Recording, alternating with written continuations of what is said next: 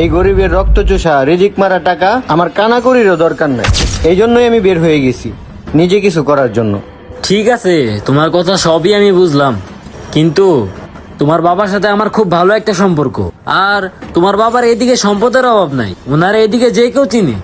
এখন তুমি আমার এই সাইডে কাজ করতে আসছো, তোমার বাবা যদি শোনে যে তুমি আমার সাইডে কাজ করতে আসছো, তখন তোমার বাবার সাথে আমার একটা দণ্ড হয়ে যাবে, ঝামেলা হইতে পারে। এখন আমি কি করতে পারি বলো?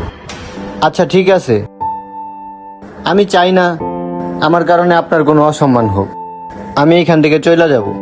দেখো, তোমার বাবা গরিব মানুষকে মানুষই মনে করে না, মানুষ বলেই গণনা করে না।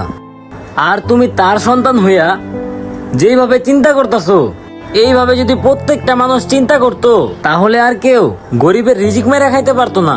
আমি তোমার চিন্তা চেতনাকে সম্মান জানাই।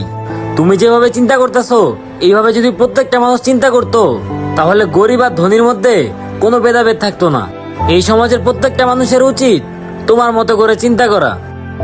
আর শোনো, তোমার অন্য কোনো সাইডে যেয়ে কাজ করা লাগবে না, তুমি আমার এখানেই কাজ করো। তোমার বাবার বিষয়টা আমি দেখবো, যাও কাজ করো। ঠিক আছে, ধন্যবাদ স্যার।